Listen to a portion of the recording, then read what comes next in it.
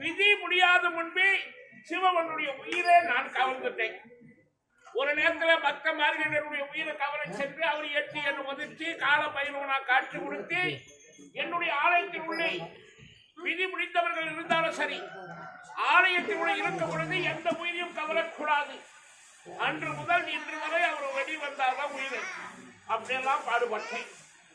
கடைசியா விதி முடியல, யாருடைய உயிருக்கோ இந்த உயிர் முடிச்சாங்க. பஞ்சாட்சர மரணியிலே வைத்திருக்கிறேன். இதுவரையில் தேவர்கள் யாருக்கும் தெரியும். அந்த சித்ராவுக்கு செய்த தவறினால் அவனுக்கு சத்திய செய்து பேசிக் கொண்டிருக்கிறோம்.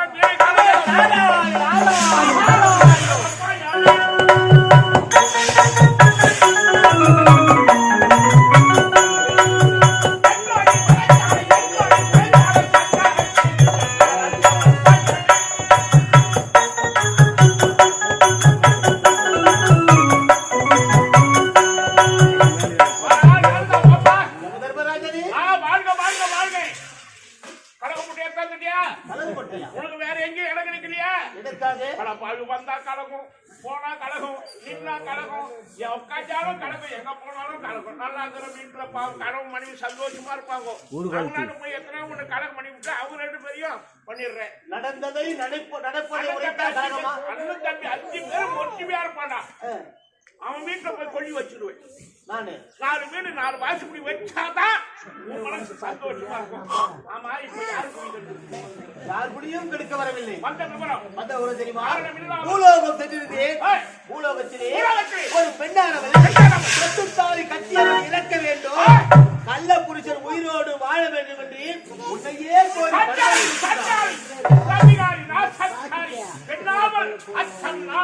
பயிர்ப்போடு வாழக்கூடியவள் கட்டிய கணவன் சாக வேண்டும், கள்ள புருஷன் வாழ வேண்டும் என்று அதுவும் இந்த யமதர்மனை குறித்து தவறு இப்பொழுது அவளை என்ன செய்ய பாரு.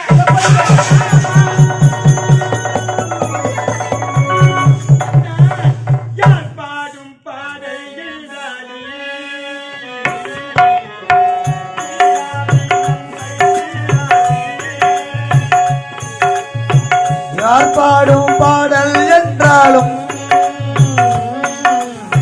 சேராதி நம்மை சேராதி.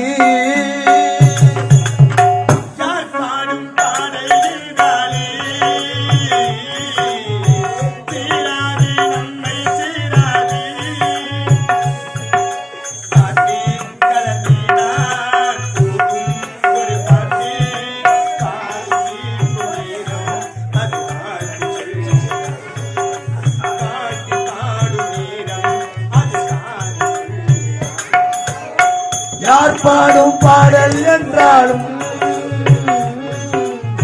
சேராது நம்மை சேராது.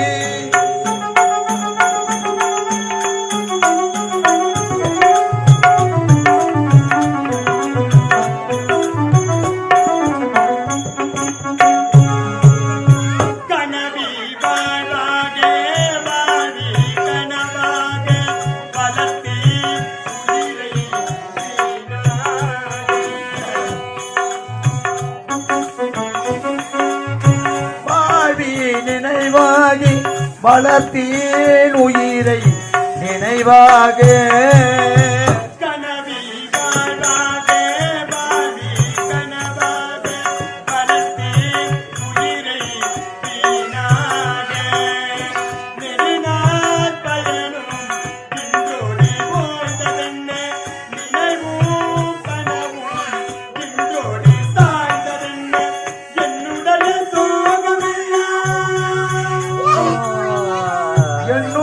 சோகமெல்லாம்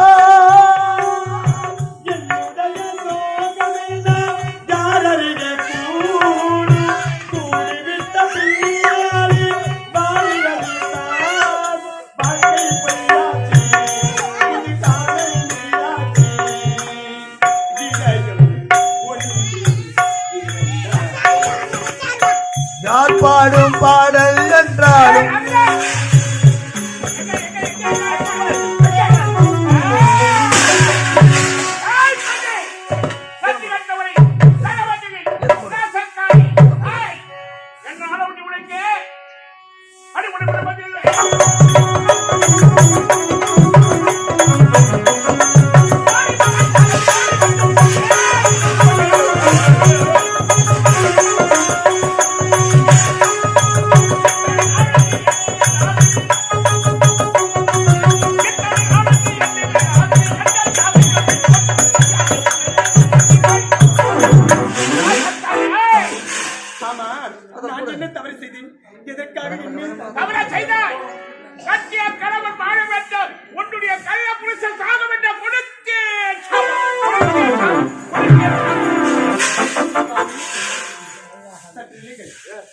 நீங்கள் கூறிய வார்த்தை எனக்கு ஒன்றும் புரியவில்லை. புரியலையா? புரியும்படி சொல்லுங்கள். சதிகாரி நாசக்காரி நடவந்திரன் எட்டு புரிய உதயம் நாயம் பார்த்துக்கிறாரு போல. கட்டிய கணவை உயிரோடு இருக்கிற அவன் மாங்கல் நிறுத்தி எடுத்து தொட்டு தொட்டு தொட்டு தொட்டு அதுவும் கனவு அரசோட தான் அப்படி சொல்லுவோம். மற்ற நேரத்தில் அது அப்படி ஆடி வரும். அவர் வருஷம் அது ஒரு நினப்புனா இருக்குது. அது போல கட்டிய கடமை நோய் நொடியில் இருந்தாலும் அவர் நல்லா இருக்கணும், தன்னுடைய மாங்கல்யம் நடத்தி இருக்கணும், பூவும் பொட்டோடு பூச மஞ்சள் முகத்தோடு திரு மாங்கல்யத்தோடு இந்த உலகத்தில் வரணும் அப்படின்னு நினைப்பாங்க. அதை விட்டுட்டு அடியே உண்டா கட்டிய கணவை சாவணும், கள்ள புரச உயிரோடு இருக்கிறது என்னை கோரி தவம் பண்ணிக்கிறியா? அதனாலதான் கட்டிய கணவன் உயிரோடு இருக்கணும், உன் கள்ள புரச சாவணும் சாவணும்.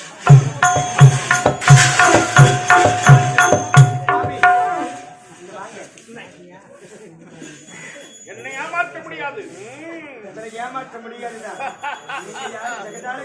யாரு? யமன். யமன்டா யமன். யமன்ஜி யமன்டா. சரி சரி இங்க வாங்க. செப்பு உங்களுக்கு உரிய இந்த பூலோகத்தில் கடும் தவத்தில் அமர்ந்து கொண்டிருந்தேன்.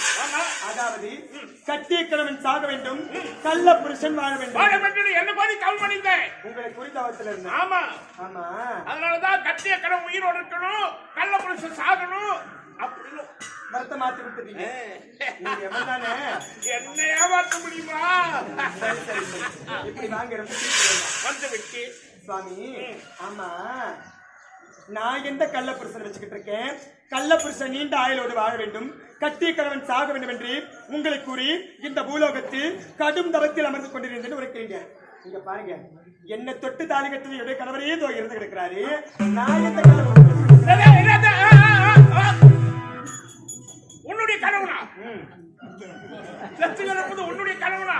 ஆமா, கள்ள புருஷன் இல்லையா? ஆனா நான் எந்த கள்ள புருஷன் வச்சுக்கிட்டு இருக்கிறேன்? அதுவும் அவரை நீண்ட ஆயுளோட வேணுமா, தொட்டு தாலி கட்டின ஏன் கணவரை இருந்து போகணுமா? நானா சொன்னேன்? நீங்க தான் சொன்னீங்க. கட்டிய கனவு நல்லா இருக்கணும், கள்ள புருஷன் சாவணும் தான் நான் சொன்னேன். ஏமா என்ன ஏமாத்த முடியாதுன்னு சொன்னீங்க. நீதானே யாரு? நீதானே சொல்ற? என்னன்னு சொன்னேன்? நீ பூவோட பூசு மஞ்சள் முகத்தோடு திருமங்கலத்தோடு நல்லா இருக்கணும், கட்டிய கனவு வாழணும், கள்ள புருஷன் சாவணும்னு நான் வர கொடுத்தேன். ஆமா.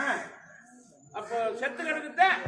செத்து கிடக்குறது என்ன தொட்டு தாலி கட்டுறீங்க என் கணவரே. கணவனே செத்து கிடக்குறான், நான் எந்த கள்ள புருஷனை வச்சுக்கிட்டு இருக்கிறேன்?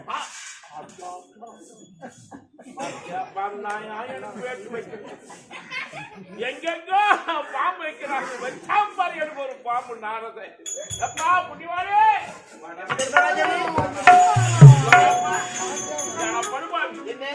கணவன் செத்து போய் கிடக்குறான். அந்த பொண்ணு தன் கணவனுக்கு உயிர் கேட்டு வாதாடி கிடக்குறா. என்னன்னு வந்து கள்ள புருஷன் சாகணுமா வாழணும், கட்டிய கணவன் சாப்பிடணும், ஒரு பெண்ணு வரணும், என்ன கோரி தவம் பண்றான்னு சொன்னியாடா? அவருடைய கணவன் எழுதி விட்டாரா? எனக்கு தெரியாது. இருக்கிற அத்தனை பேரும் குழம்பு விட்டுறேன். உயிரை கொடுங்க. உயிரா? உயிர் எடுத்து இல்ல, உயிரை கொடுங்க. ஒரு நேரம் கொஞ்சம் சின்ன பச்சை கொஞ்சம் இருக்கும், அவ்வளவுதான். அது என்ன வெள்ளை முள்ளிங்க ஒரு முள்ளிக்கு 2 வண்டியில போகுதுன்னு சொல்லு. வெள்ளை முள்ளிக்கு வெள்ள பிள்ளைங்க என்றால் உள்கருத்தோடு தான் கூறியிருக்கின்றேன். உண்மைதான். என்ன தெரியுமா? அந்த உள்கருத்தை சொல்லு. ஒரு மனிதனானவர் இறந்து விட்டார். அவனை தூக்கி செல்லும் நேரத்திலே வெண்ணிற ஆடையை போட்டு 4 பேர் தூக்கி செல்லும் நேரத்திலே அந்த காட்சி எப்படி தெரியுமா? ஒரு வெள்ள பிள்ளைக்கு 2 வண்டியில் செல்வது போல் காட்சி அந்த இருக்கிறது. வெள்ளை முள்ளிக்கு தான் எப்படின்னு கேட்டு அதுதான் நீங்க சமம் என்று உரைத்து விட்டேனே. இறந்தவர்களை தூக்கி செல்வது. இறந்தவர்களை சமம் போல் காட்சி அளிப்பது வெள்ள முள்ளங்கி என்று உரைக்கிறார் நாரதர். என்னிடத்தில் ஒன்று கேட்ட அதற்கு விளக்கம் என்ன? கொடுத்தவள் விழிக்கிறாள், பார்த்தவன் சிரிக்கிறான். ஆனால் கொடுத்தவர்கள் நீங்கள் தீர்க்க சுமங்கலி என்று பத்மா அவருக்கு கொடுத்து விட்டீர்கள். தெரியாம கொடுத்து விட்டு அதை பார்த்தவன் நான் சிரித்துக் கொண்டிருந்தேன். ஓ, இதுதான் விளக்கமா? இதுதான் விளக்கம். நாரதா, தாத்தா, ஒரு மூலக வாசி 10 காலில் 8 கால் போனால் களத்துக்கு மேல் 2 கால். இந்த கணக்கை கேட்டது யார்? பூலோகவாசி. மூலகவாசி. ஆமா. இதற்கு விளக்கம் என்ன? படியலக்கம் கர்த்தா உங்களுக்கு தெரியாதா? தெரியவில்லை என்பதற்காகத்தான் பூலகம் வந்தேன். உனக்கு தெரியும் தாத்தா, அதான் கூறுகின்றேன். நீங்கள் கூறிய பிறகுதான் எனக்கே தெரியும். ஒரு நேரத்திலே என்னது இந்த 10 கால் 8 கால் போனால் களத்துக்கு மேலே 2 கால். நண்டுக்கு எத்தனை காலியா? வாதாபி எனதாபி சொல்லக்கூடிய அதெல்லாம் வாதாபியாண்ட போவாது, எனதாபியாண்ட போவாது. நண்டுக்கு 10 கால்கள். 10 கால். 8 கால் சின்ன கால் புட்டு போட்டு தட்டுல 2 கால் வந்து நிற்கும். பெரிய பெரிய கால். அதுதான் 10 கால். 8 கால் கூட 2 கால். இது நண்டு காலா? நண்டு கால். நண்டு காலிலே முடித்து விட்டான் பார். நண்டு காலுக்காக வந்து நிற்கிறீர்கள் பார். வெள்ளக்கரியை சாப்பிட்டு வந்தீர்கள். ஆமா, நாம் எல்லாம் விளையாடினோம் தேவர்கள். ஒரு பூலோகத்திலே பிறந்த பெண் எங்களை துரத்துவதற்கு காரணம் என்ன? அவருடைய கணவனோ இறந்து விட்டார். இறந்த கணவன் இறந்தவன் தந்து அவர் உயிரை கேட்கின்றார். எப்படி கொடுக்க முடியும்? நடந்தது என்ன? நடந்தது என்ன? அவருடைய உயிரை அந்த வைரத்தில் மட்டும் ஆளை குளிக்க அந்த யமதர்மனோ தவறு செய்து விட்டான். அதுவும் ஆயுள் முடியாத முன்பு கொண்டு விட்டான். என்ன? யமதர்மா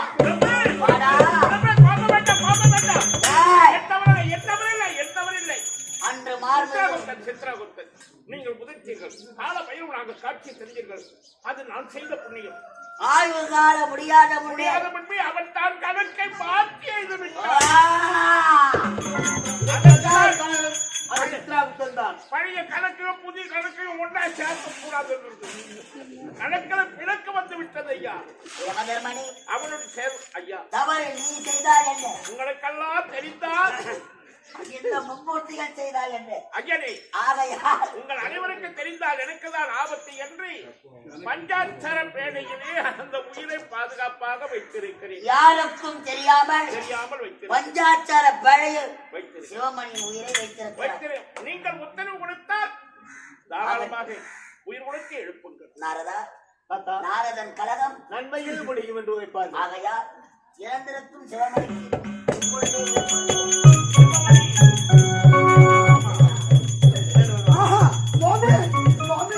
நான் காண்பது கனவா அல்லது நினைவா? இது பூலோகமா அல்லது தேவ உலகமா?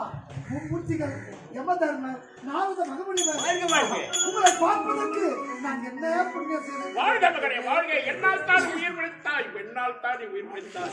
கட்டிய கணவன் உயிரோடு இருக்க வேண்டும், கள்ள புருஷன் சாக வேண்டும் என்று வரத்தை கொடுத்தவனே நான் தான். இவர்களெல்லாம் விழித்துக் கொண்டிருந்தார்கள். நான் உயிரை பிடித்தலே நீதானடா பைத்தியக்காரா. சுவாமி, சிவமணி, ஜெகதீசா, ரமேசா, என்ன காட்சி, என்ன காட்சி, என்ன காட்சி! முத்து சௌத்தாய் முத்து. தேவலோகத்தில் இருக்கக்கூடிய இந்த பூலோகத்தில் வர காரணம் என்ன? இறந்து போன உன் உடலுக்கு திருமணம் செய்து கொண்ட உன் மனைவி பத்மாவதி தான் காரணம்.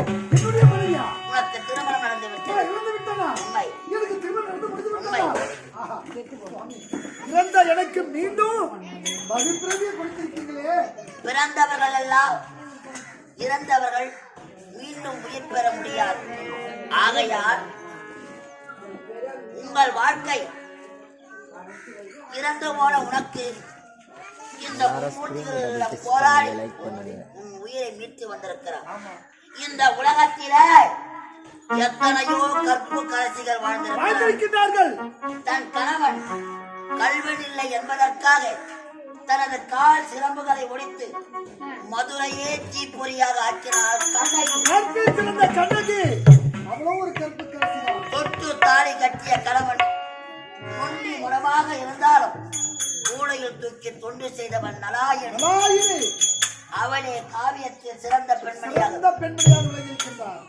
தன் கற்பை காப்பதற்காக மூர்த்திகளை 3 குழந்தைகளாக மாற்றினார். சதி அனுசதியா அவளும் கற்பில் கற்பில் சிறந்தவள் தான். ஆனால் இறந்து போன இந்த கணவனுக்காக என்னுடைய உயிரை இம்மூர்த்திகளிடமே போராடி உமது உயிரை மீட்டு வந்தாளே ஆஹா இவள் அல்லவா மாங்கல்யம் மாங்கல்யம் காத்த மங்கை. இத்துடன் செய்திகள் முடிவடைந்தன. இறந்து போன உன் உடலுக்கு அன்று நடந்தது திருமணம். இன்று தெய்வங்கள் உங்களுக்கு நடத்தி வைப்பது பத்மாவதி தெய்வீக திருமணம். ஆனால் எல்லோருடைய வாழ்க்கையும் சொர்க்கத்திலே நிச்சயிக்கப்பட்டு இந்த பூமியிலே வாழ்வார்கள். ஆனால் உங்கள் இருவர் வாழ்க்கையும் தெய்வங்கள் முன்னின்று இந்த பூமியிலே நிச்சயிக்கப்பட்டு நீங்கள் சொர்க்கத்திலே வாழ்வீர்கள். எப்படி உங்கள் இருவருக்கும் சொர்க்கத்திலே இடம் கிடைத்து இந்த தெய்வத்தின் பாதத்தை அடைந்தீர்களோ அதே போன்று இந்த பழம் இந்த கிராமத்தில் வாழ்ந்து சீரம் சிறப்பு வாழ்ந்து காலம் சென்ற ஐயா முனுசாமி ஐயா அவர்களுக்கும் அவருடைய துணைவியா முடியம்மாள் அவர்களுக்கும் சொர்க்கத்திற்கு இடம் நீங்கள் தான் கொடுக்க வேண்டும். சோகமதி அவங்க அணிய வேண்டும். காட்சி நிறைவடைகிறது. பிறப்பதும் மீண்டும் live உலகை தொடங்க யாவையும் தாம்பலமாக்கலும் நம்ம சேனலை நிலை சப்ஸ்கிரைப் பெறுத்தலும் பண்ணுங்க. நன்றி, வணக்கம். நீங்களா அழகுடையா அன்னருக்கே சரணம் நாங்களே. இந்த உலகத்தை ஒப்புணம் செய்வது, இந்த உலகத்தை காப்பது, மீண்டும் அழிப்பது எங்கள் தீரா தீரா விரோதங்கள். ஆகையால் காலம் சென்ற சொர்க்கமும் முனுசாமி முனியம்மாள் என்று சொல்லக்கூடிய தம்பதியார் இருவருக்கும் சாரோப சாமியப சாரோப சாதுத்தம் அன்காப்பரிகடி நமது பாத சிவபாதத்தை அளிக்கிறேன்.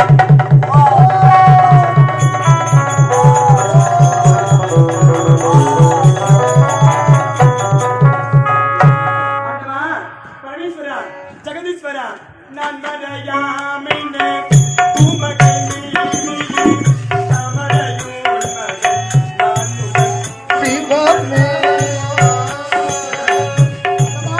நான் மறையாமினே உமகள் மேவிய தாமரையோன் மகன் நானுகன் என்ற தவமோ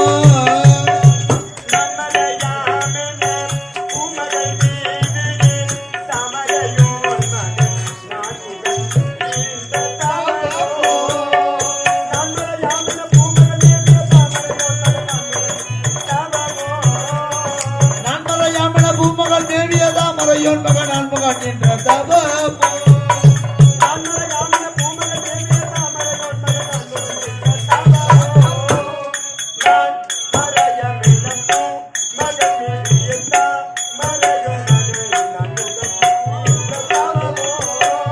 நான் மறையமென பூ மகன் மேவியத்தா மறையில் மகன் நான் முகன் என்ற தவமோ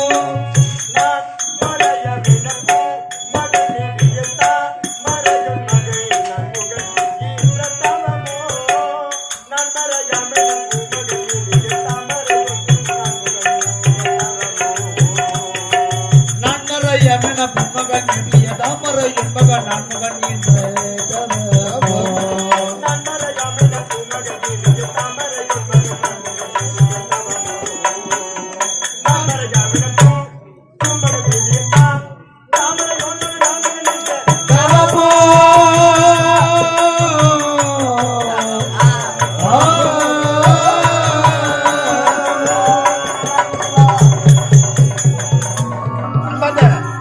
நாடக கலாவாசி பெருமக்களே, இந்த கிராமத்தில் வாழ்ந்து காலம் சென்ற ஐயா முனுசாமி ஐயா அவர்களும் அவருடைய துணைவியார் முனியம்மாள் அவர்களும் அவருடைய ஆன்மா சாத்தியர வேண்டும் என்று ஒவ்வொரு ஆண்டும் அவருடைய நினைவு நாளை பெரிய விழாவாக கொண்டாடி அவர்கள் மண்ணை விட்டு மறைந்தாலும் அவருடைய நினைவு எப்போதுமே இந்த மண்ணை விட்டு மறையாது என்று அவர் பெற்றெடுத்த தவ புதல்வர் ஏழுமலை ஐயா, ஊராட்சி மன்ற தலைவர் ஏழுமலை ஐயா அவர்கள் இப்படிப்பட்ட ஒரு பிள்ளையை பெற்றதற்கு பெற்றெடுத்த தாய் தந்தை தான் புண்ணியம் செய்திருக்க வேண்டும் என்று சொல்லுவார்கள்.